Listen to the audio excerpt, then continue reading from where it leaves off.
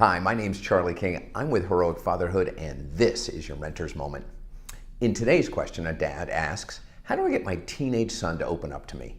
Whew, I can totally understand this. There appears to be, for a lot of boys, a period where they go down and they go dark and they get awful quiet. And it's like, hey, what's going on in there? Can't figure out what's going on in there. We want to figure out, talk to me. So I have some ideas about how you can get your son to open up to you. And try these out. Your mileage may vary, YMMV, right? Your mileage may vary, but try these out as a way to get your son to talk to you and start sharing his world with him. The first thing I would suggest is get some one-on-one time. Very often, we all are coming home from the end of a day and we're rushing around and work has been calling us and school's been calling the kids and maybe there's sports and other volunteer activities. Sometimes there's evening, maybe there's a date night or other things going on, and the whole family can feel like a mosh pit. And even though we're all together, it can make some kids feel like they're left out. So I think it's really important that from time to time you get some one-on-one time with each of your kids. So take your son for some one-on-one time. That's the first thing. And the second thing is when you're on that one-on-one time, I have two suggestions. These have been the most effective ways for me to get my kids to open up. First, everyone leaves technology behind. Everyone leaves technology behind. That includes you and your son. No technology, no phones, no computers, no iPods, no earbuds, none of that. So that's the first thing. Second part, so once we have no technology, is choose something that is tedious and boring. Now this could be something as simple as a walk in the woods. Now for me, that's kind of exciting. I really like that. But it's got something, it takes time. There's nothing really else to do, and you can just walk together, even if it's in silence. Go for a long drive. Going for a long drive with the radio off and no technology, it's just windshield time of you and your son. You can also do this with doing yard work, some sort of side-by-side yard work, whether you're splitting wood and stacking it, whether you're moving dirt around, whether you're weeding the garden. But find some sort of activity that the two of you can do together that doesn't require any thought and forces you just to spend time standing side by side. And lastly, while you're doing this, you can get curious about what's going on in his life, but I might suggest start with silence.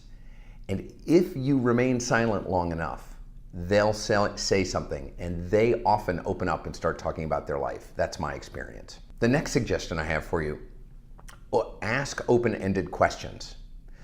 Try to avoid, we have this tendency in our life to ask these yes-no questions or, like very specific data or fact-oriented questions. Try and stay away from those.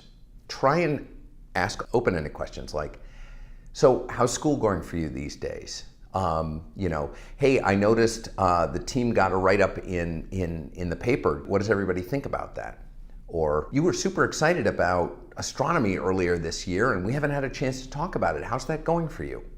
So really open-ended questions where they get to interpret how they want to answer the question and see if there's some way that you can open up the questions to get some more words from them.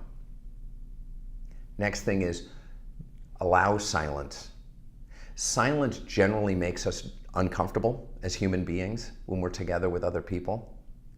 And it's going to be up to us to allow the silence, even at our own discomfort, to wait for them to open up. There's an intimacy about being in silence together, and it's only people who are well connected that can allow that without feeling so uncomfortable that somebody feels the need to jump in and talk. So allow some silence. Ask about things that interest him, and then listen to what he says. When he answers a question, answer it with another open-ended question. Ask him about that thing that he loves the most. Ask him about that thing he showed some interest in. Ask about something that you both share as something that you like. Don't be afraid to reflect what you're thinking or seeing. Here's the next thing, don't be afraid to just say, hey, I notice when we're at home that you spend a lot of time by yourself and you don't come out of your room a lot. And it makes me curious. I don't know what's going on, but I get concerned that you might be sad.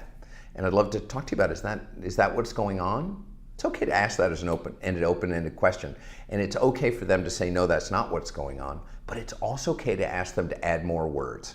This is something I do with my boy all the time is, Could you use some more words, please? I don't understand a one-word answer, or I don't understand. I mean, you shared a little bit with me, but I don't think I have it clearly. Could you share some more information with me? Using one or any version of some of these techniques will pretty much guarantee to open up your son. And it's okay to ask them to use their words. It's okay to ask them to express how things are going for them. But I would suggest that you do it in a one-on-one situation where they feel more comfortable and they don't feel under the gun. Thanks for the question. This is a great question, and I'm so glad you asked it. So I have a question for you. If you're watching this video, how would you have answered this dad's issue? Do you have a question of your own? Put it in the comments down below. And lastly, we become better men by spending time with good men. My name's Charlie King. I'm with Heroic Fatherhood, and this has been the Mentor's Moment. Have a great day.